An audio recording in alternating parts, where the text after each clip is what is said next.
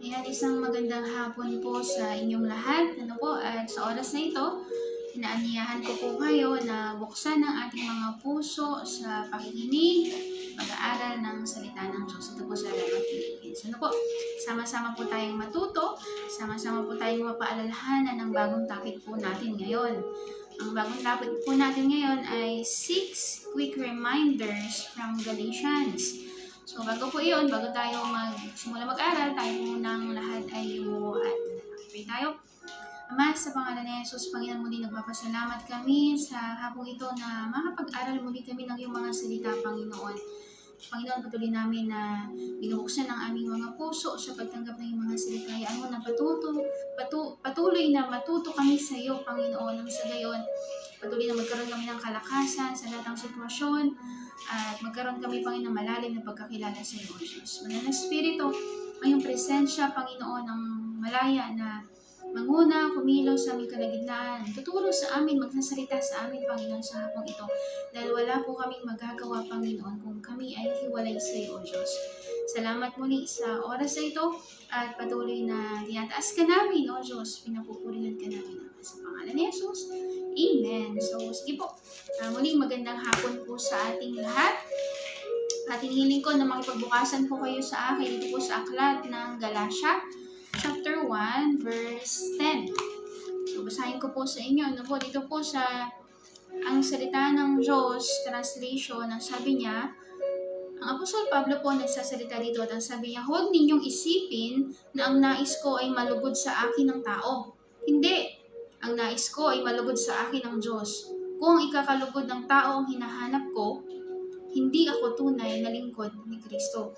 At sa English translation po, basahin natin, ang sabi niya po dito, obviously, I'm not trying to win the approval of people, but of God. If pleasing people were my goal, I would not be Christ's servant. Ngayon, ang unang bagay na paalala sa atin ang aklat ng Galatia, number 1, don't live for approval of others. Ulitin ko po, don't live for approval of others. Alam niyo po, dito po sa aklat na sinulat sa atin ng Apostol Pablo sa pamamagitan ng Banal na Espiritu, lagi pong ina-address ni Apostle Paul sa kanyang mga simulang pagbati sa mga aklat na sinusulat niya. Lagi niyang sinasabi, ako, si Pablo, alipin ni Kristo. Alam niyo po, lagi niyo pong mababasa yan na lagi niyang ina-address na siya ay si Pablo, siya ay alipin ni Kristo. Alam mo, andun yung lakas ng loob, andun yung hindi siya nahihiya, pinagmamalaki niya, pinangangalandakan niya sa lahat na siya po ay alipin ni Kristo. Wala siyang pakialam sa sasabihin ng lahat sa kanya. Matapang siya na sabihin sa lahat na siya po ay alipin ng Panginoong Jesus. Amen? Na siya po ay lingkod ni Kristo. Nagbibigay siya ng example sa ating mga Kristyano na dapat tayo rin po ay ganito rin ngayon. Amen po? So, mayroon, alam niyo po, sa simbahan, mayroon pong 3 klase na naglilingkod. At ang una po dito ay yung naglilingkod sa tao.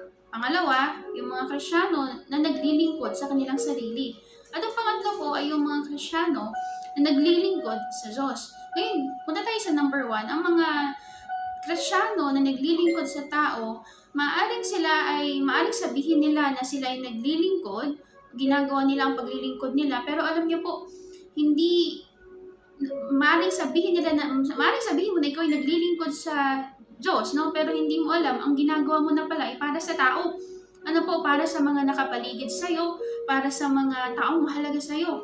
Amen po, ang ginagawa nila ng mga taong nakapaligid sa'yo, yung sinasabi nila, yun ang ginagawa mo. Ginagawa nila ito, hindi para talaga masabi na sila ay naglilingkod, kundi para sila ay ma-appreciate. Amen? Para po sila ay purihin. Ay talaga, naglilingkod ka pala, hindi ba? No? Or yung para sila ay ma-accept. Bakit? Kasi sa family nila, hindi sila nakakaranas na sila ay tanggap. Amen? Laging sinasabi na wala kang ganito, wala kang halaga. Amen po ba? So, ang tendency nito, maghahanap sila ng approval sa tao. At minsan, nadadala natin ito sa loob ng church. So, ang ginagawa natin, para tanggapin tayo, para makuha natin o para ma-accept nila tayo ay yung gawin yung mga bagay para sa tao, hindi para sa Diyos. Amen po, no, ginagawa nila ang paglilingkod, ulitin ko, hindi talaga para sa Diyos, kundi para sila i-appreciate. Ano po, or di kaya para sila ay matanggap, ma-accept, no? Or para maging mabuti yung trato ng mga tao sa kanila. O hindi kaya para sila ay mapaboran. Amen po. At itong mga tao na naglilingkod ang mga Kristyano po na naglilingkod sa mga tao na nakapaligid sa kanila, ito po yung mga kadalasan na nawawala sa simbahan. Bakit? Pag yan, hindi mo na na-appreciate dahil sa naglilingkod siya sa tao, alis na yan. Amen? Kapag yan, hindi mo na napansin, o kapag yan, hindi mo na napaboran, o kapag yan, hindi mo na napuri, ano mangyayari? Mawawala yan ba? Hindi mo napansin Bakit? Naglilingkod lang kasi talaga siya, hindi para sa Diyos, kundi para sa tao. At marami pong ganito sa loob ng simbahan. Ano po? At ang pangalawa naman po ay yung mga Kristyano na naglilingkod sa sarili. Anong ibig sabihin nito? No, ginagawa nila ang lahat ng bagay sa loob ng simbahan para sa sarili nilang kapakinabangan o para sa sarili nilang satisfaction. Ano po, naglilingkod sila dahil maaring may tinatanggap sila. Ano po, yung mga bagay na kailangan nila, natatanggap nila. Ay, maglilingkod ako kasi may allowance every week, 100. Actually, tumaas na nga po ngayon Ano po, 200. Ano po, depende sa tagal. No? So, ako kasi meron akong 200 a week. Meron silang natatanggap. Ano po, meron silang, ito yung mga klase ng mga tao na naglilingkod lang dahil may natatanggap. Tingnan nyo po, kapag dumating yung time na wala nang matanggap yan, mawawala na rin yan. Bakit? Hindi talaga sila naglilingkod sa Diyos, kundi pinaglilingkuran nila ang kanilang mga sarili.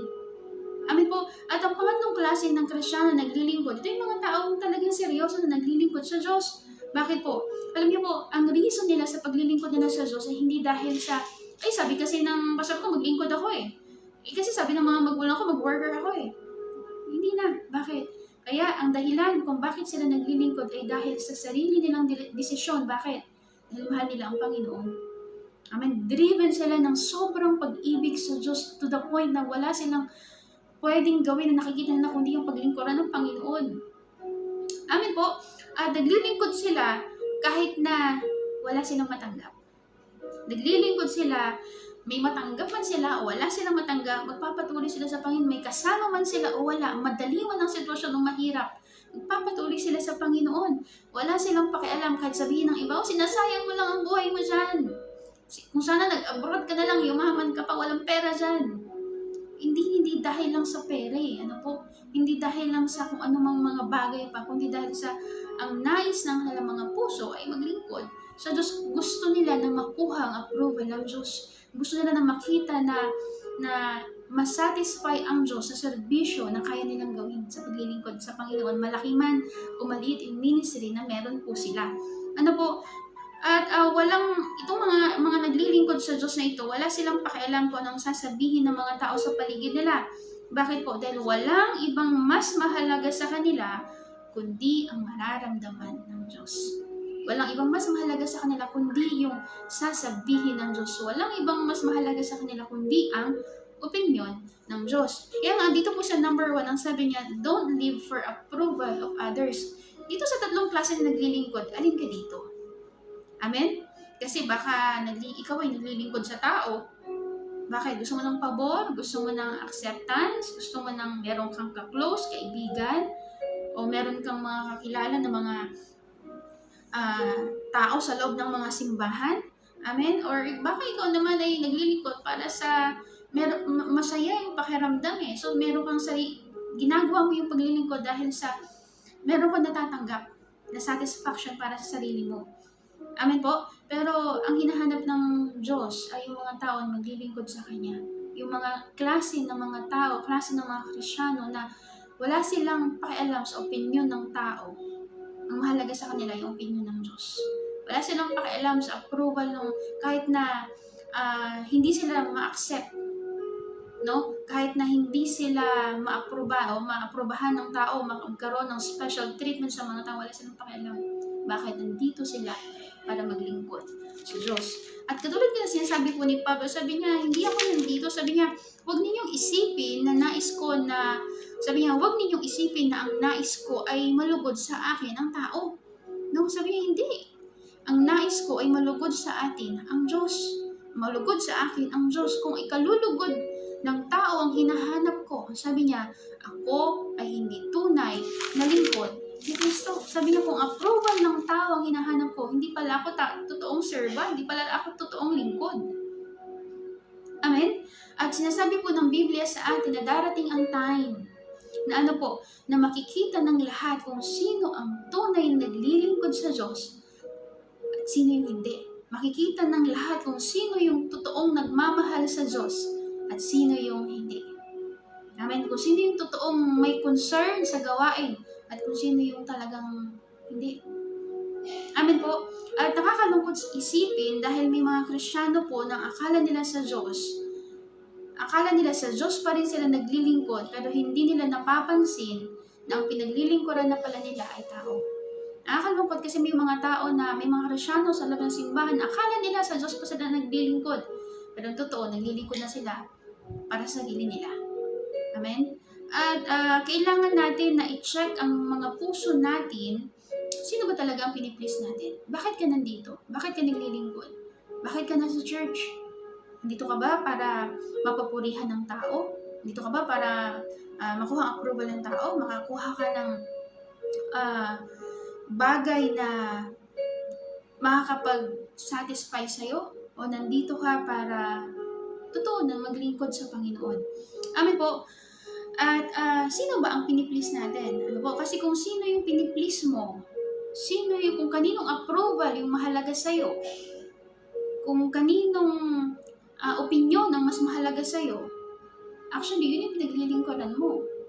Amen po? Kasi kung sino ang piniplease natin, yun po yung pinaglilingkuran natin. Kaya nga po, kailangan magkaroon tayo ng heart check na kailangan nating tignan. Kanino pa ba ako naglilingkod? Sa akin pa, naglilingkod na ba ako para sa akin, sa sarili ko? O naglilingkod pa ba ako para sa Diyos? O naglilingkod na ako dahil sa mga tao? Amen? Kasi alam niyo po, kung ikaw ay naglilingkod sa tao, kapag hindi mo nakuha o hindi mo nakuha yung trato na gusto mo sa tao, hindi ka na-appreciate, mawala ka din. Bakit? Actually, may hidden agenda ka na sa puso mo at hindi po ito nakakalugod sa Diyos. Amen po, wag natin i-compromise ang paglilingkod natin at make sure na sa Diyos po natin ito ginagawa. Make sure na, katulad ni Pablo, sabi niya, kung ako ay naghahanap ng approval ng tao, hindi talaga ako naglilingkod, hindi talaga ako lingkod ng Diyos, hindi talaga ako servant. Amen? Kaya nga po, make sure na sa mga ginagawa po nating paglilingkod, ginagawa natin ito sa Diyos. Ang mahalaga sa iyo ay ang opinion ng Diyos. Ang mahalaga sa iyo ay ang prinsipyo ng Diyos, hindi ng tao. Amen? Ang mahalaga sa atin ay yung nagkukuha natin yung approval ng Diyos, hindi ng tao.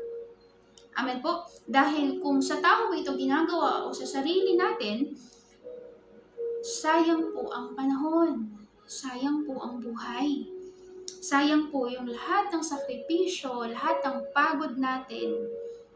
Kung one day haharap tayo sa Diyos at sasabihin niya, hindi kita kilala.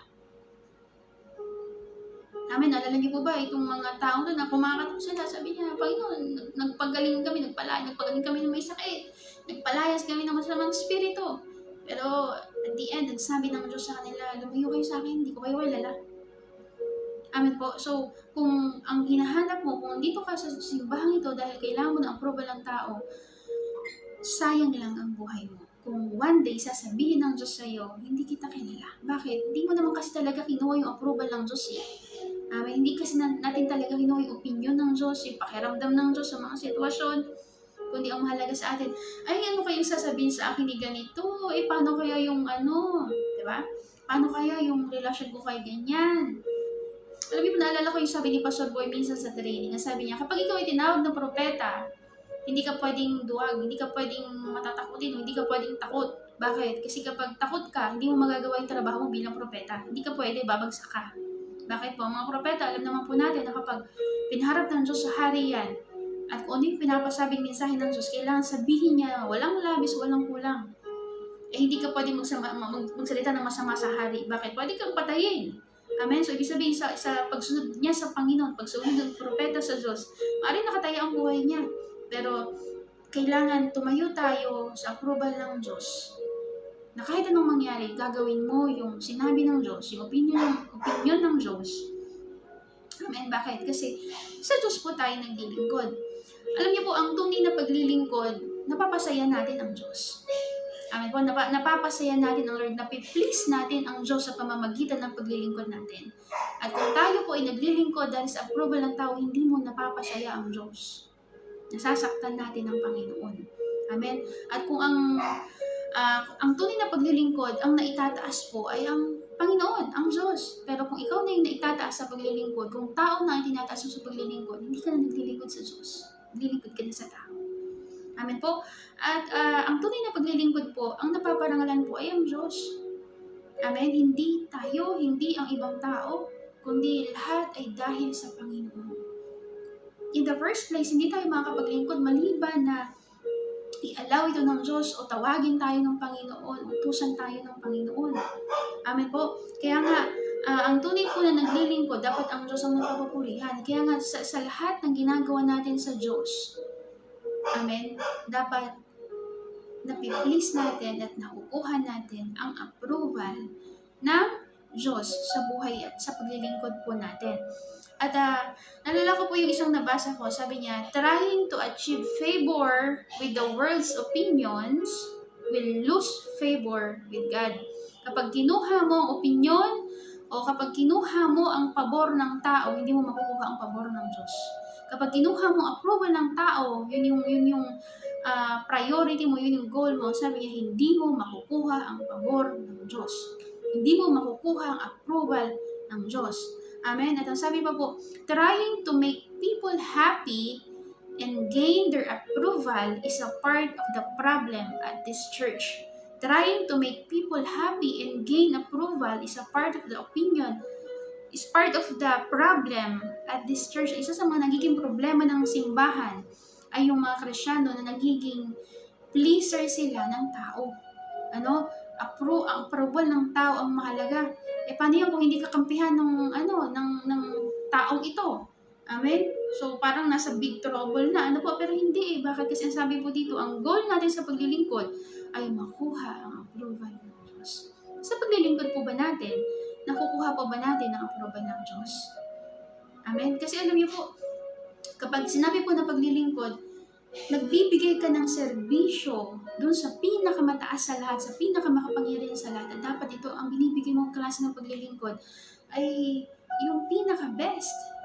Amen? Kaya nga po, lagi natin i-check yung sarili natin. Bakit po? Kasi ang totoong paglilingkod, ang goal ng paglilingkod ay makuha natin ang approval ng Diyos. Servants of Christ are free from man's approval. Servants of Christ are free from man's approval. Ang totoong lingkod ng Diyos, ang totoong servant ng Diyos, wala siyang pakialam sa approval ng tao. Ang gusto lang niya ay makuha ang approval ng Diyos. Amen po.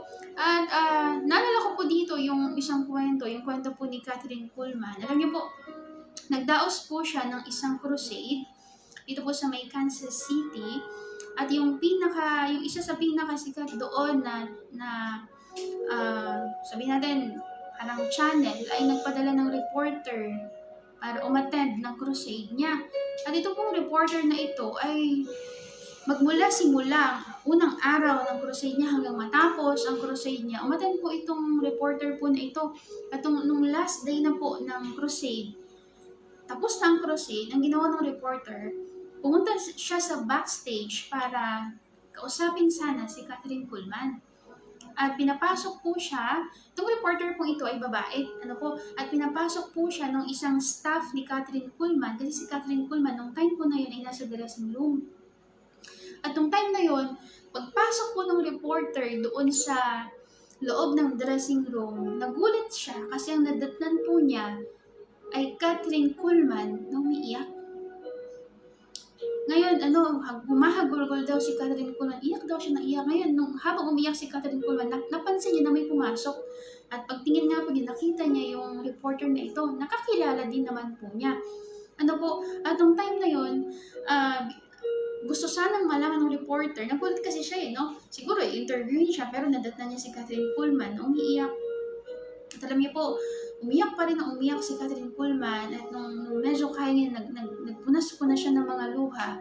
At hinarap niya yung reporter. Hindi na nagtanong yung reporter, si Catherine Kuhlman na po ang nagsalita at ang sabi niya, alam mo, sabi niya, iniisip siguro ng mga tao na pagkatapos ng mga mahimalang pangyayari sa crusade, no? Pagkatapos na ang dami-daming mga tao ang gumagaling, siguro iniisip nila na ako ang pinakamasayang tao sa buong mundo. Ngayon, nakatingin lang sa kanya yung reporter at patuloy sa pagsasalita si Catherine Kuhlman at ang sabi niya, alam mo, nagpapasalamat ako sa Diyos dahil natunghayan ko, nasaksihan ko yung mga gantong klaseng himala at kapangyarihan ng Diyos sa ministeryong ito. Pero wala ni isa ang nakakaalam kung gaano kalungkot ang nararamdaman ko para sa mga taong hindi gumagaling o hindi gumaling. So, every time pala na matatapos ang crusade ni Catherine Kuhlman, pupunta siya sa likod at umiiyak siya ng umiiyak at umiiyak. Pero ang dahilan ng pag-iyak niya ay hindi dahil sa malungkot lang siya, kundi dahil sa nalulungkot siya sa mga tao na hindi gumaling sa crusade. At alam niyo po, sabi niya doon sa reporter, alam mo, sabi niya, siguro kung mas alam ko kung paano makipagtulungan sa Holy Spirit, siguro sabi niya, lahat ng tao ay gagaling. Alam niyo po, after niya sabihin yun sa reporter, nagsimula ulit umiyak si Catherine Kuhlman. At wala nang nagawa itong reporter kundi umalis. Lumabas ng dressing room. Amen? At after 3 weeks po, kasi syempre after ng crusade, mag-iuwian na sila. Ngayon, after 3 weeks, si Catherine Kuhlman po ay nakatanggap ng sulat. Ang sulat po na ito ay galing doon sa reporter na nakausap niya ng last night doon sa gabi, ay doon sa dressing room. Amen? At sabi po ng reporter doon sa sulat, sabi niya, hindi ako sumusulat sa iyo bilang isang reporter ng Kansas City Star. No? Yung pangalan nung parang channel, ganun. At ang sabi niya, hindi ako sumusulat sa iyo bilang isang reporter, ngunit bilang isang tao na nagkaroon ng kaibigan after ng crusade. Tapos naging magkaibigan po siya ni Catherine Kuhlman. Ngayon, mayroon siyang, sabi niya, meron akong kakilalang tao at itong taong ito ay umattend ng crusade mo. At sabi niya, ang taong ito ay isang attorney at ang pangalan niya ay Tom. Alam mo, sabi niya, dumating siya sa crusade mo nang nakahiga sa stretcher dahil sa hindi niya na kayang bumangon dahil sa isang malubhang sakit na cancer. Sabi niya, after a week, after ng crusade, no, isang linggo after ng crusade, pinuntahan ko itong kakilala ko na si Tom. Pero pagkatok ko ng pintuan ng bahay nila, ang bumungad sa akin ay yung asawa niya. At ang sabi niya, wala na si Tom. Ngayon, aalis na sana yung reporter, pero pinabalik siya ng asawa ni Tom, ng attorney.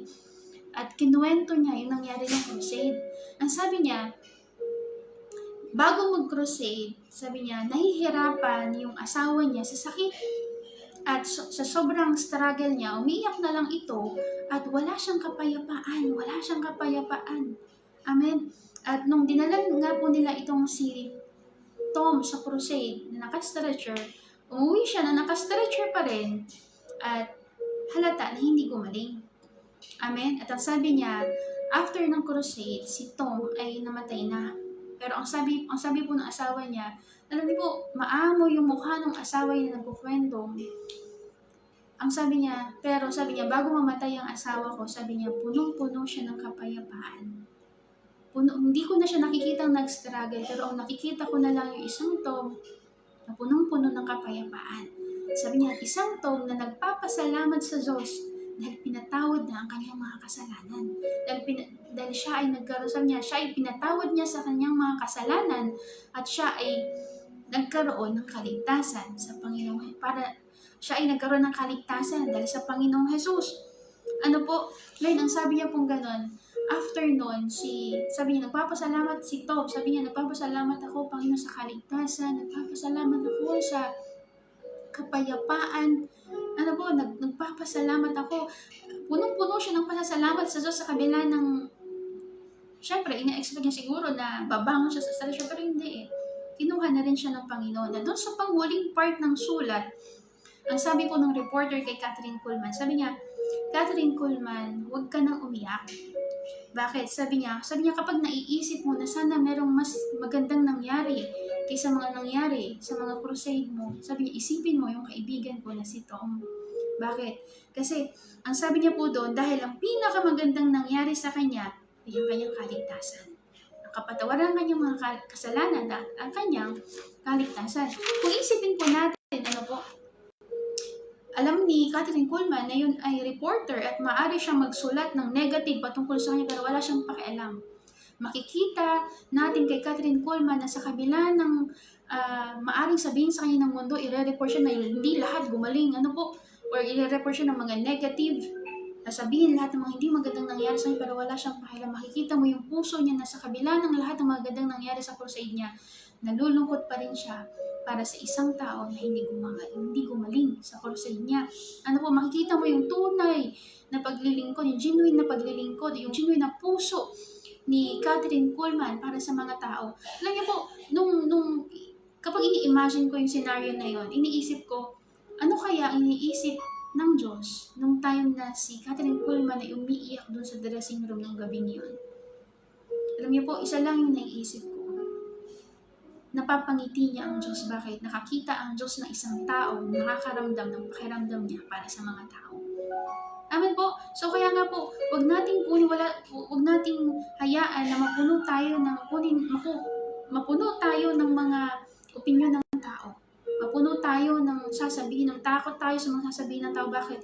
Ipaparalyze tayo nito para hindi natin magawa ang kalooban ng Diyos. Amen po ba? At naalala ko ito, yung last na kwento na lang po, ano po.